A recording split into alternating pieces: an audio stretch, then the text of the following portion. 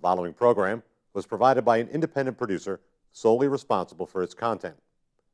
The opinions expressed do not necessarily represent the views of this station, its staff, board of directors, or underwriters. Hello, I'm Carl Seidel, host of The People's View. The People's View is a show sponsored by the Nashua Republican City Committee. The committee meets every second Thursday at the Crown Plaza. And if you want to contact us, we have a website, nashuagop.org. And at the end of the show, you'll see some contact phone numbers or email addresses that you may want to send us your comments and recommendations. Thank you for listening in. Welcome to The People's View, a program dedicated to discussing local, state, and national issues and their effect on the American people.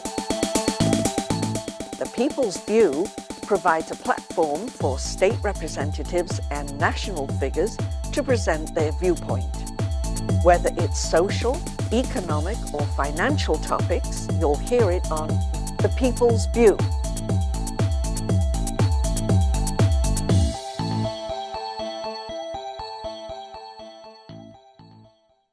Hello, and today our guest is Ken Ziehm. Ken is going to run for a representative position in Ward 2. Is that correct, Ken? Yes, it is. This is the first time that you're going through this campaign type of operation? No, I've actually run a few times before and lost miserably. Oh, I see. Well, this time we're going to win. Thank you. Ken, you know, you're going around campaigning. Have you got any feedback from your voters at what they think is most concerning? Education?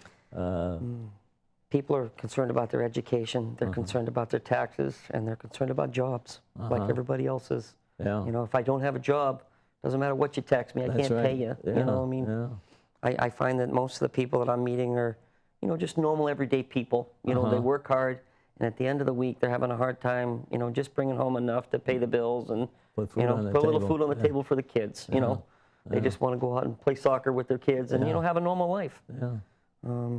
So what do you think we can do up there in Concord? I think there's a few things that we can do. I mean, I'm against anything that is going to raise our taxes. Anything, flat out. I do not like, you know, raising taxes. I think that the money that we've got up there could be spent a little bit better. Our education system, you know, we spend probably more money on children per person than anybody else in the world. And we're not even top. We're not even close to being the top, you know. Right.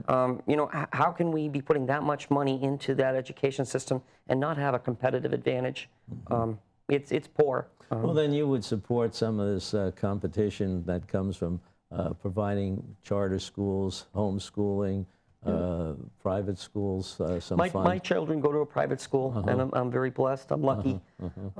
You know, they had gone to the school system here in Nashua, and it did not satisfy their needs. I mean, they were having a hard time, you know, adding and subtracting, and I went over it with them, and I said, you know, why are you having this problem? And she was looking at me like I had 5 heads. And I said, you know what, let Dad sit down and we'll go over this math. And I found out that they don't even add the same way that you and I did when we were kids. Really? Nice. You know, ones, tens, you know, and you just go right up the ladder. She was showing me something, you know, we were supposed to kind of guesstimate, and then we we're going to figuratively figure out how this works. And I just said, forget everything they've just taught you. I'm going to show you in 30 seconds how to add this up. Make sure you stay in the same columns. You know what ones are, right? Just went right down it, you know. And I found out that after I did it, she had no problem adding, no problem subtracting, no problem multiplying, no problem dividing. The problem was that they wanted to do it differently. They were teaching something that was just... Was this part of the Common Core implementation? I don't know what it is. Because I've heard that about Common Core, is that they want you to look at it differently. Yeah. And it's something that... Wonderful people in the school system, don't get me wrong. You know, the principal, you know, she really did want to, you know, affect my child's life. She really did want them to get it. But, you know, when you go into Walmart and they can't add up, you know, basic numbers and give you back the right change more than 70% of the time, I think you're going to get upset. You know, and I just said to him, you know, hey, make sure that my kid can add and subtract. I don't think that that's too much to ask. No. I mean, we're not teaching them algebra yet, but if they can't add and subtract, how are we going to get to do algebra? How are we going to get that competitive advantage in the computer fields and the engineering and the physics fields? You know, which is where all the major jobs are going. You know, I mean, we've got BAE here, a world-renowned company. You know, but if my kid can't add and subtract, she ain't going to go work at BAE. You know, unless maybe, you know, they've got, you know, somebody that's putting things together. Yeah, you know, and that's maybe. maybe, yeah. If she's lucky. They're flipping hamburgers. Yes, yes. Well, it doesn't attract new companies in here, too. I mean, if you want to expand the economy, if you want to be able to support more, you have to, you know, increase the number of people that are contributing to that pot. And not lose the big companies like Burger King, who have now gone over to Canada. Right. You know, that's, I mean, we lost Burger King, you know, not a big company at all, right? Sometimes it amazes me, but, you know, they went there because they felt that they had an economic advantage to doing that over the United States. I mean, I live in the best country in the world and the best state in the world, and they're moving from us. I don't get it until I found out exactly that it was a dollars and cents thing, and they made more money here by going. I mean, we've got to stop that. Yeah. That's terrible. You know. Well, I think you have more companies that will come here if they think they're getting a fair shot. Absolutely. And, Absolutely. you know, they don't ship people, you know, jobs overseas unless there's an economic reason to do that. Yep. And so you can't just say that they're making a bigger profit. They got to make a profit or they don't exist. Absolutely. I mean, and that profit gets reinvested more, whatever the company's doing. Right. But have you had problems, well, you're in real estate, with some of the regulations that go along in real estate? Oh, the new regulations are all over the place. This Frank Dodd Act is, it's terrible. You know, too many floodgates closed well after the flood's been, you know, occurred, and it's all over the place. It's too late. You're saying the Dodd-Frank, that really hurts the smaller companies. It absolutely has. Because the bigger companies can afford to have all the accountants and lawyers get involved. It absolutely has. I mean, we don't have any problem as a small company. The people that I know and have been around for the last 40 years, they've all been very good to me, and I'm just blessed.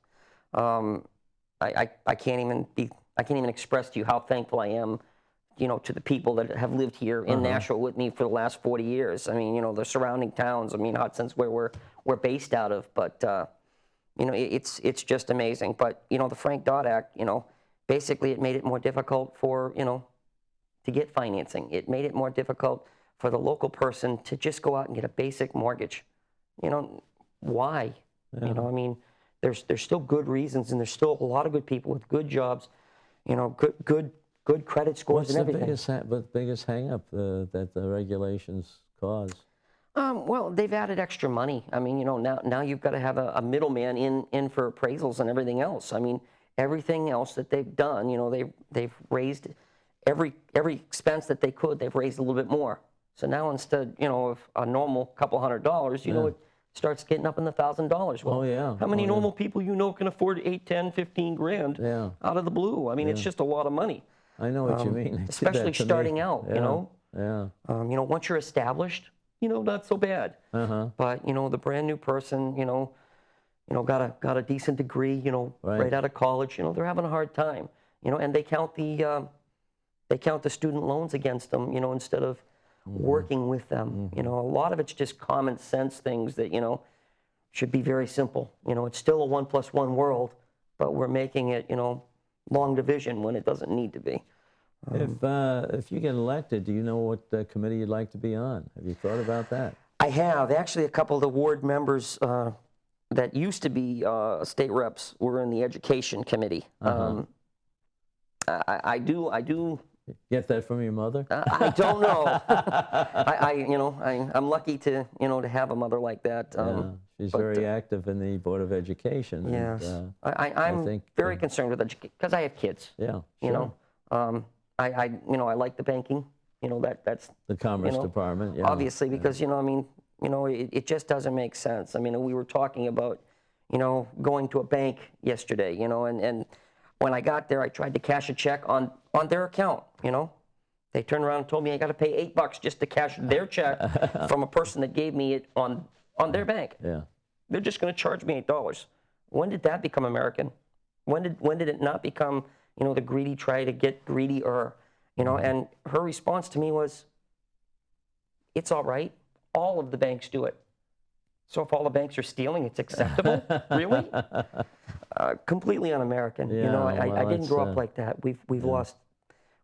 We got to have competition among the banks. Absolutely. Then you won't have those absolutely. extra fees. Absolutely. I love the local banks. Yeah. You know, some of the little credit unions. You know, companies here in the area, Triangle Credit Union. I love them. You know, St. Mary's. You know, they're great companies, and you know they're local. You know, and they're going to reinvest here local. Right. Gotta they love know that you. too. They know the people Absolutely. they deal with, and you know, and they're there to help you. You know, when you walk in, it's hi Ken, hi Carl, nice to see you. Yeah.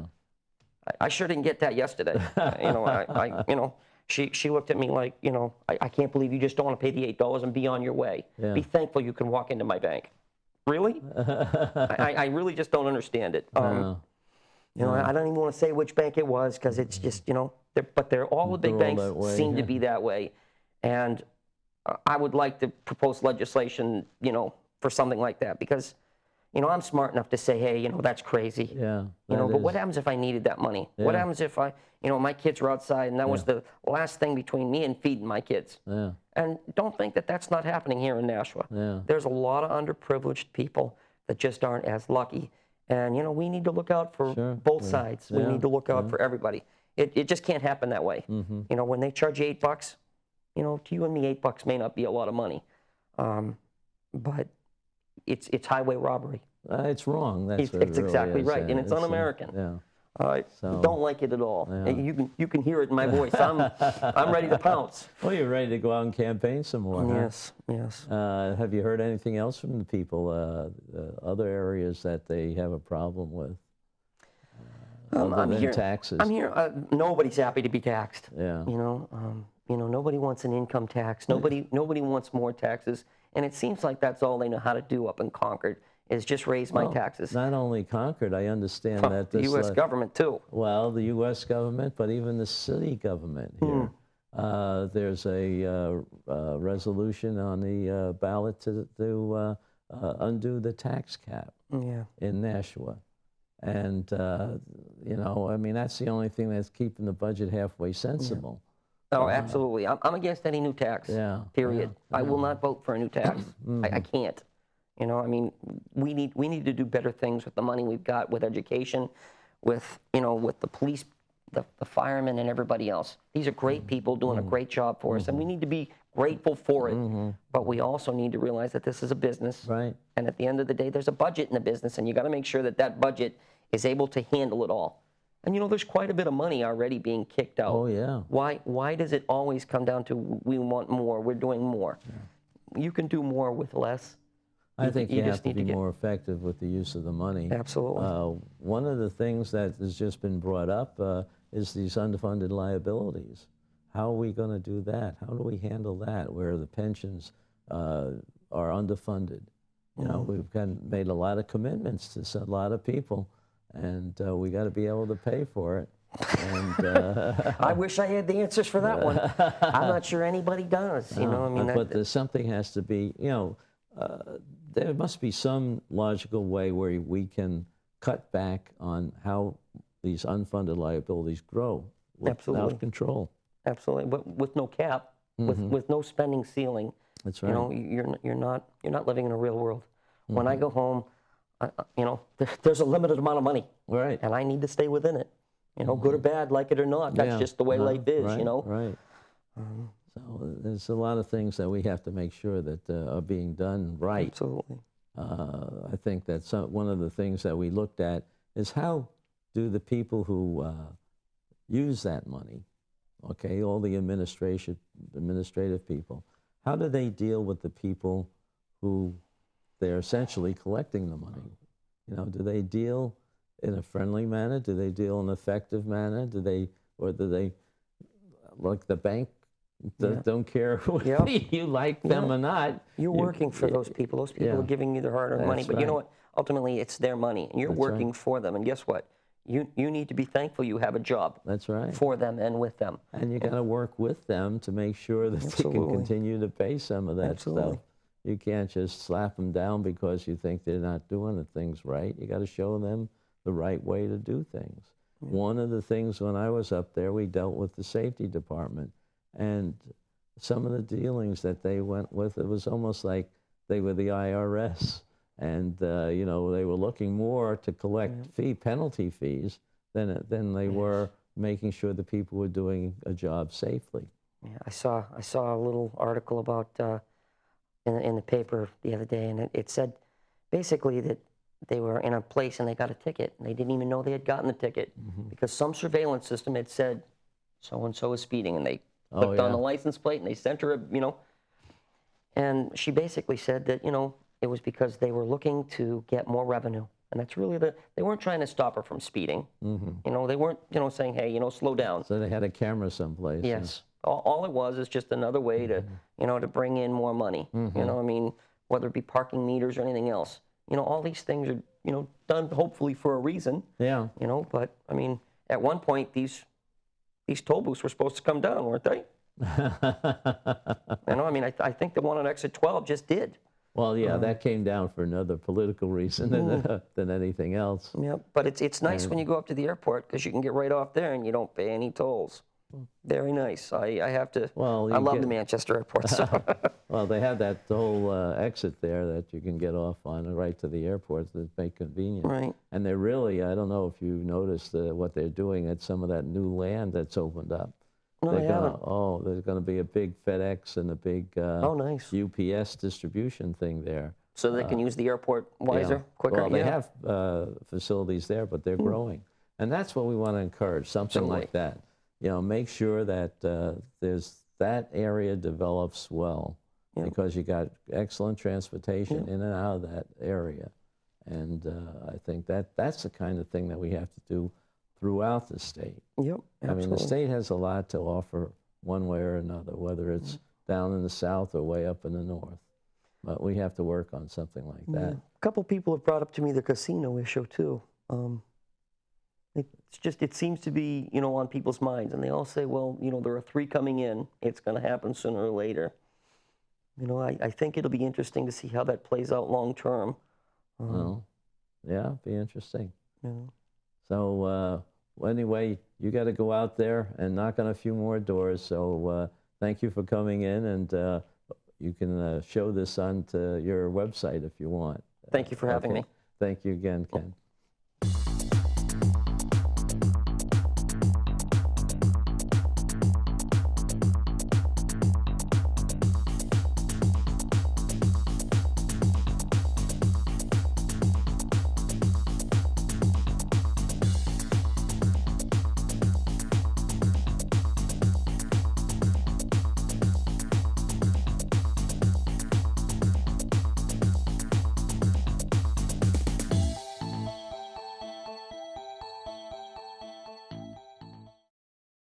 The preceding program was provided by an independent producer solely responsible for its content. The opinions expressed do not necessarily represent the views of this station, its staff, board of directors, or underwriters.